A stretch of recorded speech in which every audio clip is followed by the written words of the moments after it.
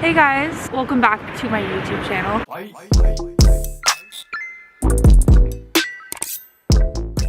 So I asked you guys to ask me questions for a little. I tried to film this video earlier today. I went to the beach to watch the sunrise and I thought it'd be a really cute little vibey video. Turns out waves are a lot louder than you would think. I'm already sweating. So yeah, this is what I tried to record this morning, but it just was kind of a flop. So this is the video you're getting. I wish I had natural light in my room.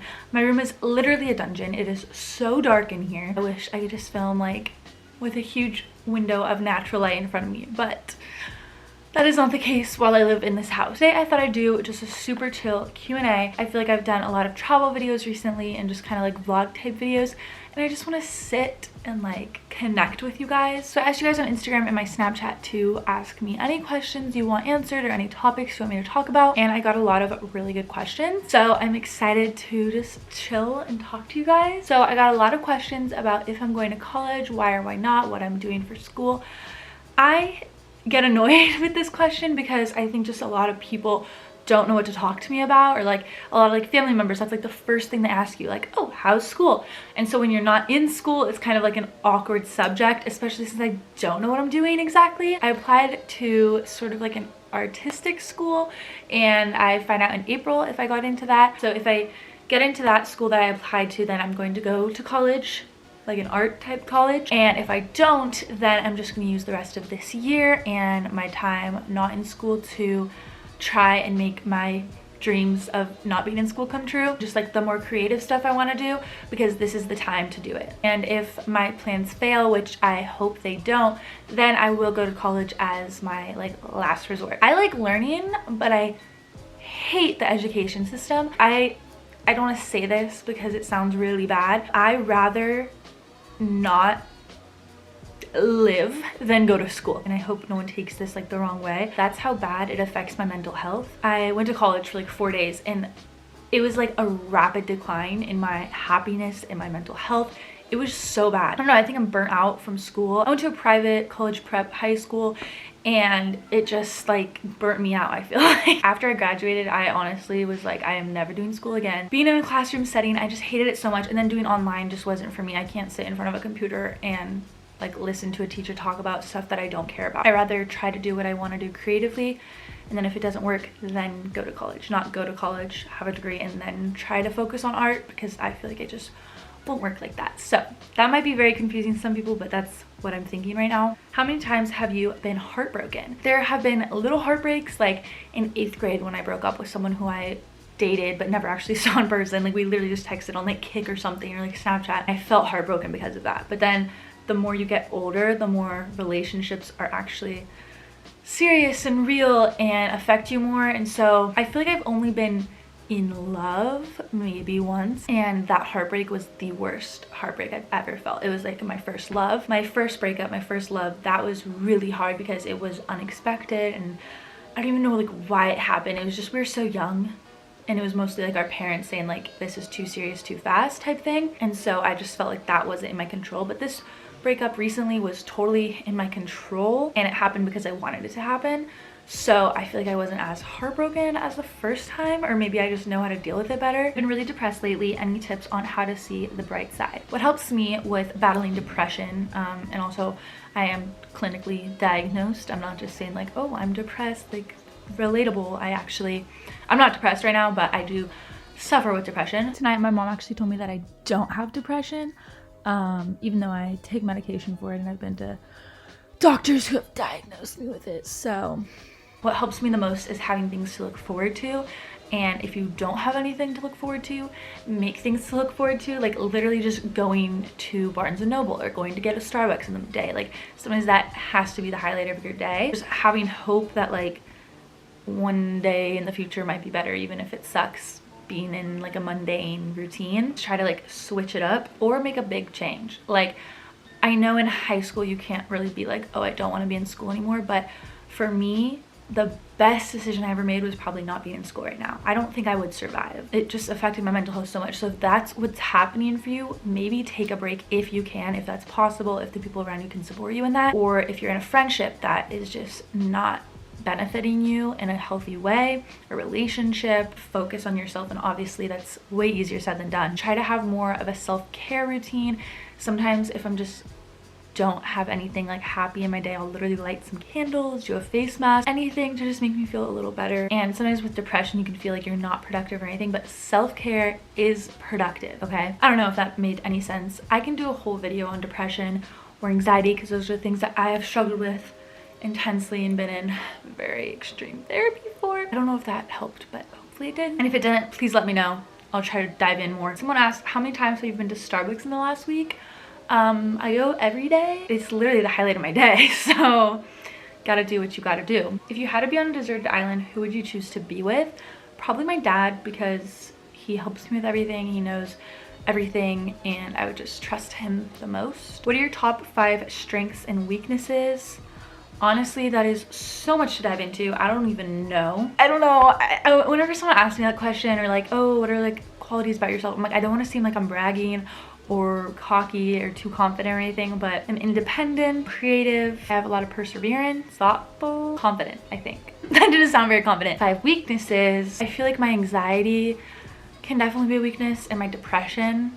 I'm just gonna put those 2 down. Because what's the word I'm looking for? Block me from doing certain things, or like just instill fear in me and stuff. I don't know, my brain's not fully functioning. I woke up so early today. Oh, I'm a procrastinator, big procrastinator. I don't do anything to the last minute. I'm late all the time, no matter what.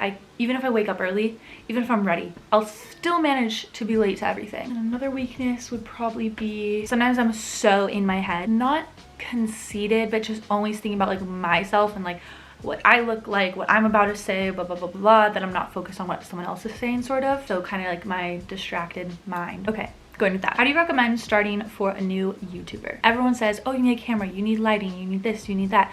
No, you don't. Believe it or not, this is the first camera I ever filmed on. I got this when I was probably like 7, my first camera, and it records videos. It was only like a 15 gigabyte SD card, so I can only record like a certain amount of like data at a time. Literally I'd have to film for like 8 minutes, take it out, import it on my computer, and then take it out, film again for like 8 minutes, and then do the same thing. iPhones and maybe Androids, I don't know anything about Androids. If you have an iPhone, which I'm sure a lot of you do, this is honestly better than a lot of cameras. This is definitely better than this freaking thing from early 2000s. And if you have natural lighting, I remember I filmed my first video in my dining room with this camera. I didn't have a tripod, I put it on the windowsill, and that was my first video. But now things are so much more accessible. There's so many different types of ring lights, and there's actually like vlogging kits. I was at Best Buy the other day and people knew what vlogging was. When I first got my tripod and my cameras, they were like, oh, what are you using it for? And I was like, oh, vlogging, and no one knew what that is. But now everybody knows what that is. There's a lot more products that are for vloggers. Basically, you won't have trouble with equipment. There's so many options. I literally still use iMovie. I've been using iMovie for like 6 years, and it's just super easy to use. The next thing is just film a bunch of videos. Even if you don't post them, just get used to talking in front of the camera, practice editing and stuff, and just write down lists of everything you want to do. Yeah, and then another tip I have would be to take your like top 3 YouTubers and combine things from them that you like. So like I love Cardia Milan's editing style. I love Gabby DiMartino. I think she's just so fun and youthful and girly, and I also try to convey that in my videos. James Charles, I adore his production. Like, not adore, I don't think that's the right word. I love it. Like, I appreciate it a lot, and so I try to, obviously I don't have a production studio like in my basement like he does, but you know, I have lighting and cameras, and I try to be as professional as him, even though that's really not possible. He's also very consistent. He posts like 3 times a week, or twice a week, I mean. Trisha Paytas, she's an icon. Just kind of like the lightheartedness, comedy. I wouldn't say I'm a comedian at all. I'm not very funny. Actually, I am. I don't know about what I pull from her, but those are my favorite YouTube influences. So just try to pull from your favorite influences and convey that on your channel. So my last tip for starting a YouTube channel would be to watch a ton of videos on how to make your channel art banner, do's and don'ts on how to start a YouTube channel. Those videos are really helpful, and just write everything out, kind of just study it, and you will set yourself up for success. Who's the person you most admire in this world? I would say my grandmas. I'm very inspired by those women. Celebrity wise, Kim Kardashian, Zendaya, love them, and my dad. Has your mental health ever interfered with school? So I feel like I talked about this earlier, but definitely from a young age, I was kind of just afraid of authority in school because I was made to be afraid. I remember my 6th grade English/history teacher basically publicly humiliated me anytime I made a mistake, and so I was so afraid of making a mistake or getting a bad grade or doing something wrong because I felt like such a bad person for doing that. And if you're a middle school teacher watching this by chance, that is the most insecure age group, and I feel like you should just give them grace because I feel like going to public school, especially in middle school, is not the easiest thing, and having teachers put so much pressure on you at such a young age just really affects you for the rest of your life. In middle school, definitely my anxiety was horrible, and it wasn't just the anxiety I have now, is also social anxiety, which I barely have now at all. That was a very tough time. I missed a lot of school, and then when I got to high school, obviously it affected me. If you guys have seen, I dropped out of high school my sophomore year and then went into a wilderness rehab for like 3 months because my mental health was so bad. And then ongoing now, I'm not even in college because of my mental health. So needless to say, my mental health has affected my school. Favorite movie genre? I absolutely love movies. I watched some really good ones in the past couple weeks. I watched this movie called Ghost that was really good, and then this movie called Impossible about a tsunami. It was insane. My main genre would probably be romantic comedy. I love a good rom-com, or any genre mixed with rom-com. So like I love a horror with a splash of romance and a splash of comedy. I love dramas. I love everything. I'm a huge movie fan. My favorite movie is Clueless. So what career path do you want? I got a lot of what do you want to do with your career? What do you want to do in the future? Stuff like that. Speaking of movies, I definitely want to produce a huge movie that is really unique, and I've talked about it a little bit probably in past videos, but I'm definitely going to work on that a lot this year. I really want to write a book, get that out this year. I want to do something in fashion, something in film, maybe something in music somehow. Probably just, I don't sing or anything, but that would be my dream. So my career, probably just be involved with the 3 things I love the most: music, film, and fashion, and then eventually just be a mom and settle down after my career. I want to have 4 kids. While my kids are a little bit older and in school, maybe be a film teacher or an art teacher or something like that. Do you still think about wilderness, or have you kind of put it out of your mind? I think about wilderness every single day. Flashbacks and memories and traumatic experiences pop into my mind every day, and every day I want to write about it, which I am doing. Stay tuned. How are you in life, and how are you dealing with the breakup? Honestly, I am doing really good, and I'm not just saying that being like, oh, I'm really good, but I actually am. During the day, it's really easy to just forget about it and just kind of like live life and be distracted, but I think at night, definitely when you're going through a breakup, that is the worst. One of the hardest parts also is like just not being hugged and like having that physical connection. You don't really get that anywhere else, at least I don't know, that kind of sucks. But I have some good stuffed animals that I sleep with and cuddle, so it's not that bad. And whenever I'm thinking about, oh, I miss him so much or something like that, I'm like, my future husband is out there. There's a better person out there for me. I just gotta wait for them to arrive in my life. Like, I don't need somebody right now, even though sometimes it's like, oh, I want someone, but I don't need them. Not them in particular, just I don't need a man right now. I don't want a man right now.